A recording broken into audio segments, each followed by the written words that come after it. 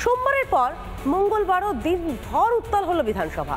মঙ্গলবার বেনজির সংঘাতের সাক্ষী থাকলো বিধানসভা। একদিকে বিধানসভার ভিতরে জবাবি ভাষণ দেন মুখ্যমন্ত্রী মমতা বন্দ্যোপাধ্যায়, অন্যদিকে বিধানসভার বাইরে ধর্ণা প্রদর্শন বিরোধী দলনেতা শুভেন্দু অধিকারী। একাধিক ইস্যুতে রাজ্যের বিরোধী দল ও বিরোধী দলনেতাকে বিঁধলেন মমতা বন্দ্যোপাধ্যায়। পাল্টা মুখ্যমন্ত্রীকে চড়া সুরে জবাব দিলেন বিরোধী দলনেতা শুভেন্দু অধিকারী।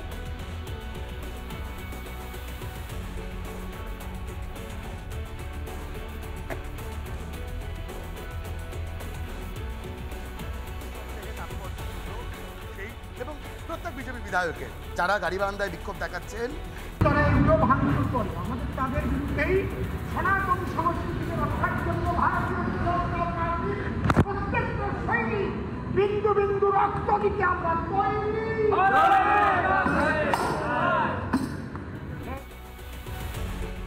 বাংলায় তো সরস্বতী পুজো করতেও আদালতের নির্দেশ ও পুলিশের নজরদারি প্রয়োজন পড়ে। এই বিষয় নিয়ে আলোচনা করতে চেয়ে সাসপেন্ড 4 বিজেপি বিধায়ক। একদিকে রাজ্যের বিরুদ্ধে তোষণের অভিযোগ শুভেন্দুর, পাল্টা ছবি দেখিয়ে নির্বিঘ্নে সরস্বতী পুজো প্রমাণের চেষ্টা মমতা বন্দ্যোপাধ্যায়। সরস্বতী পুজো শুধুমাত্র হিন্দুদের পুজো নয়, এটি সমস্ত বিদ্যালয় শিক্ষা প্রতিষ্ঠানে উৎসবের মতো পুজো হয়। কেন হরিণঘাটার নগর উপরাতে হেডমাস্টার মশাইকে গিয়ে আল আমিন মন্ডল তৃণমূলের বুথ সভাপতি তিনি গিয়ে সরস্বতী পুজো এখানে করা যাবে না হুমকি দেওয়ার পরে কেন তার বিরুদ্ধে ব্যবস্থা সরকার নেয়নি? কেন মুখ্যমন্ত্রী যে ল কলেজে তিনি পড়েন বলে দাবি করেন সেখানকার ছাত্রীকে কলকাতা হাইকোর্টে যেতে হল? কেন গ্রেফতার করিয়ে কেন সেখানে জয়েন্ট সিপি ডিসিকে দাঁড় করিয়ে পুজো করানো হলো? এটা হচ্ছে যোগেশ চৌধুরী কলেজের ল কলেজের সরস্বতী পুজোর ছবি, আর এটা হচ্ছে যোগেশ চন্দ্র চৌধুরী কলেজের ছবি সরস্বতী পুজোর। আমি এভিডেন্স দিয়ে প্রমাণ করে দিলাম এবং অন রেকর্ড আমি এই দুটো স্পিকারের কাছে হাউসে আমি টেবিলে রেকর্ড করতে চাই। বিধানসভা থেকে ওয়াকআউটের পর তৃণমূল সরকারকে মুসলিম লীগের সঙ্গে তুলনা করেছিলেন শুভেন্দু অধিকারী। জবাবি ভাষণের মাঝে বিরোধী দলনেতা সেই কটাক্ষের পাল্টা জবাব দিতে গিয়ে অনর্থক চ্যালেঞ্জ করে বসলেন না তো মুখ্যমন্ত্রী মমতা বন্দ্যোপাধ্যায়। আপনি নিজেকেই প্রমাণ করেছেন এই সরকার মুসলিম লীগ 2 এর মতো আচরণ করছে।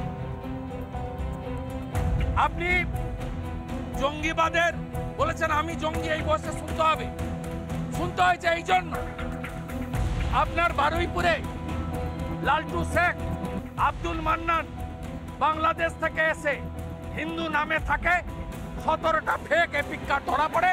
আপনি 2200 কিলোমিটার বাংলাদেশ বর্ডার, 596 কিলোমিটারে বিএসএফকে আপনি জমি দেননি। আপনি বিএসএফকে বলেন ঝাঁটা বটি নিয়ে মারতে যান। আমি মুসলিম লীগ করি, আমাকে এই জীবনে এসেও শুনতে হবে এত সংগ্রাম করার পর যে জম্মু কাশ্মীরের টেরোরিস্টদের সাথে আমার সম্পর্ক আর বাংলাদেশের সাথে টেরোরিস্টদের সাথে আমার সম্পর্ক। আমি স্পিকার স্যার বাংলার মানুষকে বলবো, যদি প্রমাণ করতে পারেন একদিনে মুখ্যমন্ত্রী তো ছেড়ে দিয়ে চলে যাব। বিধানসভায় দাঁড়িয়ে উস্কানির রাজনীতি মমতা বন্দ্যোপাধ্যায়।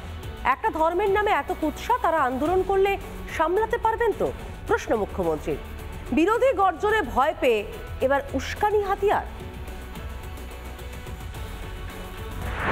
এত যে অশ্লীল কথা বলছেন, একটা ধর্মের নামে এত কুৎসা করছেন, একটা অপপ্রচার করছেন, একদিন তারা যদি একটা আন্দোলনের ডাক দেয় আপনি নিজেকে সামলে রাখতে পারবেন তো? আপনার উস্কানি লোক দেখেছে।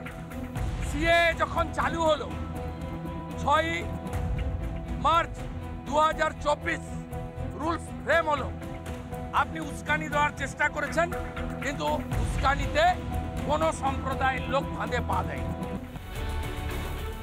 সোমবার ওয়েলে নেমে বিক্ষোভ করায় সাসপেন্ড করা হয় বিরোধী দলনেতা শুভেন্দু অধিকারীকে। তারপরই 2005 সালে পার্লামেন্টে স্পিকারের দিকে কাগজ ছোড়া ও 2006 সালে বিধানসভা ভাঙচুর করার ঘটনা তুলে তুলে ধরেন বিরোধী দলনেতা।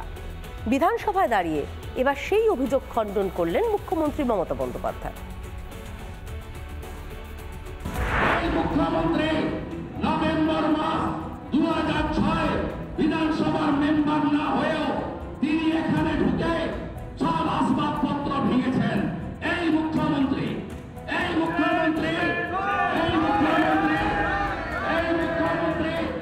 14 আগস্ট 2005 ডেপুটি স্পিকার লোকসভায় তার গায়ে কাগজ এবং চাদর ছুঁড়ে মেরেছিলেন। এই মুখ্যমন্ত্রী আজকে এখান থেকে লাইভ করবেন আমরা জানি, কারণ এই বিধানসভা হাউস বিলংস টু অপোজিশন নেই। বলা হয়েছে আমি নাকি টেবিল চেয়ার ছুঁড়েছি। আমি স্পিকারকে বলবো আমাকে প্রমাণ দিতে হবে। আমি সিঙ্গুর থেকে ফিরে এসে তদানীন্তন বিরোধী দল নেতা ছিলেন পার্থ চট্টোপাধ্যায়, আমি তার সাথে দেখা করতে আসছিলাম তার অপোজিশন লিডারের ঘরে। আমাকে পুলিশ গেটে আটকালে ঢুকতে দেবে না। আমি তখন বললাম বিরোধী দল নেতাকে খবর দিন। তা সত্ত্বেও আমাকে মারা হলো। আমি একটা টেবিলে যদি হাত দিয়ে থাকি, একটা চেয়ারে যদি হাত দিয়ে থাকি, আমি কোনো জিনিসে হাত দিইনি। সেদিনকে বিস্ফোরক হয়েছিল আমাদের দল, কারণ আমাকে ঢুকতে দিচ্ছিল না বলে। আমি তৃণমূল কংগ্রেসের চেয়ারম্যান, আমি আসতে পারি, আমি সেদিনও এমপি ছিলাম। সনাতনকে আক্রমণ যেন অভ্যাসে পরিণত করেছেন মুখ্যমন্ত্রী মমতা বন্দ্যোপাধ্যায়। বিধানসভায় দাঁড়িয়ে মহাকুম্ভকে কুৎসিত আক্রমণ মমতা বন্দ্যোপাধ্যায়। মহাকুম্ভকে মৃত্যুকূপের সঙ্গে তুলনা বাংলার মুখ্যমন্ত্রীর। মমতাকে পাল্টা হুঁশিয়ারি বিরোধী দলনেতা। মহাকুম্ভ আমি নাইবা বললাম, ওটা এখন মৃত্যু কুম্ভ হয়ে গেছে, মৃত্যু কূপের মতো। প্ল্যানিং না করে এত হাইট তুলে এত লোকের মৃত্যু বললেন 30 জন, কথাটা কি সঠিক? আপনি বলেছেন কুম্ভ মেলা ধর্ম করার জন্য নয়, টাকা রোজগার করার জন্য করা হয়েছে। এত বড় অপরাধ ক্ষমার অযোগ্য। আপনার এই মন্তব্যের খেসারত আপনাকে দিতে হবে। মহাকুম্ভের অপমান নেহি সহেগি হিন্দুস্তান। নানা ধরনের কন্টেন্ট দেখার জন্য লাইক করুন, শেয়ার করুন আমাদের ফেসবুক পেজ, সাবস্ক্রাইব করুন আমাদের ইউটিউব চ্যানেল। পাশাপাশি অন্যান্য ব্রেকিং নিউজের জন্য অবশ্যই চোখ রাখুন রিপাবলিক বাংলায়।